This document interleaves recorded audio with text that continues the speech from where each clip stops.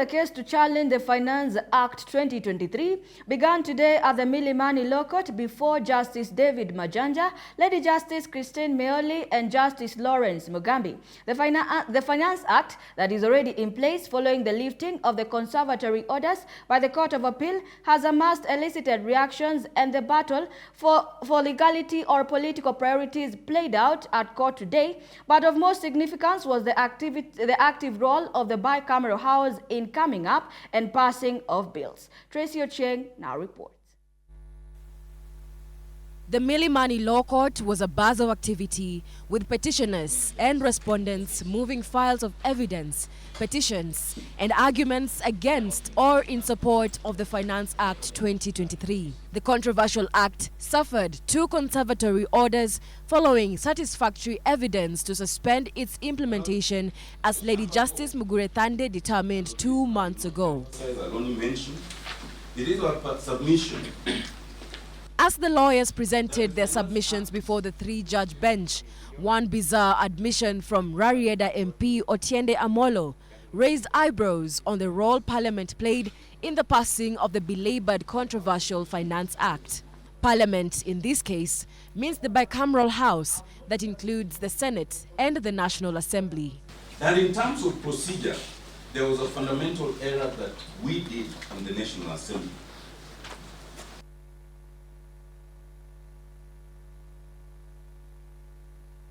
The outspoken lawyer and legislator argued that the Finance Act was not a case of priorities of policies of the ruling regime, but one to determine whether due constitutional procedures were followed, praying that it be rendered null and void in its entirety. My Lord, this petition is not about the choice of priorities. This petition is about whether the law has been followed. Senators Okongo Omogeni and Busia Senator Okia Omtata, who was also the first petitioner in the Finance Act case, decried that the bill never passed through the Senate. Senator Omogeni argued that passing the finance bill without the input of the Senate was equal to overthrowing the will of the people, as senators are elected by popular vote. The House of Lords does not enjoy popular mandate from the people. So that, my Lord, the legislative authority of the Senate cannot be taken away whimsically by the National Assembly. That will be overthrowing the Constitution of the Republic of Kenya, more so the sovereignty of the people. Because Article 1, my Lord says, all sovereign power belongs to the people. Firebrand Senator Okia Omtata insisted on his previous arguments ruled out in the Court of Appeal and the Supreme Court of budgeted corruption. The vocal senator explained that the Senate has a mandate to protect the objects of devolution under Articles 96, sub-Article 1 and 2 of the Constitution. He noted that Parliament exercises legislative authority through bills and that budgets were executed through counties, thus making the Finance Act necessary to pass through the Senate. That the finance bill, as presented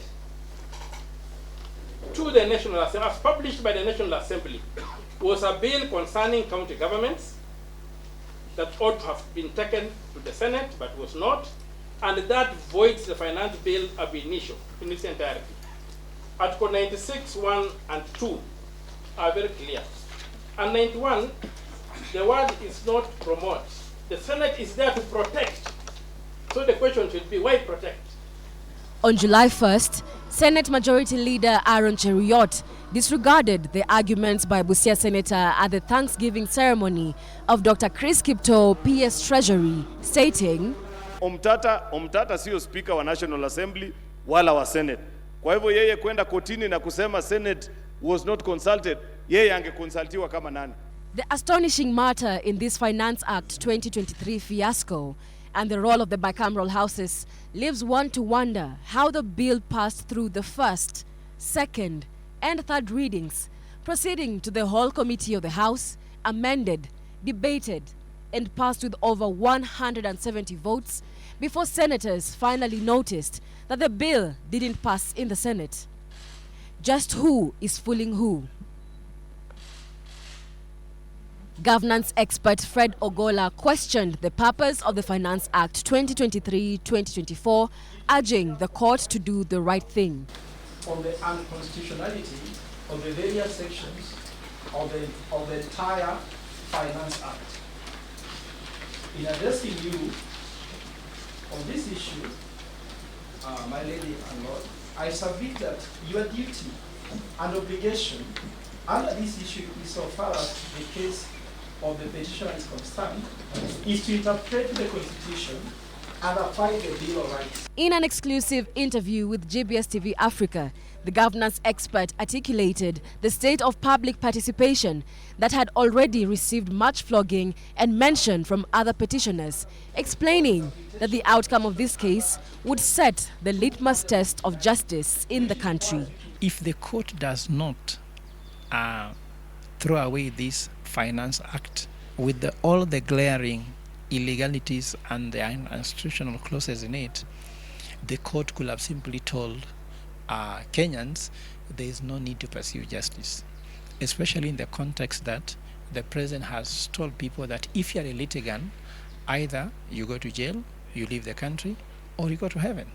And if the court does not accept the plea that we have put here across, it will be very clear. The fact that we are having so many organizations and institutions all agreeing with each other on all these issues, the court only can't be right. Because how many institutions have filed petitions here? This is one of the petitions with so many petitioners that even they have to be able to consolidate them. The judges are 3, isn't it?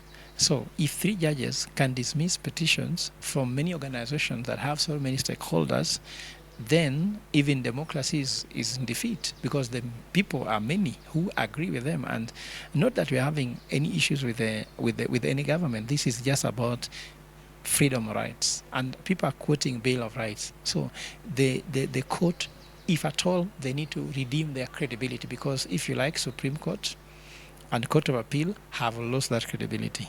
So the last man standing is the High Court, and if the High Court does that, then there's nowhere to go.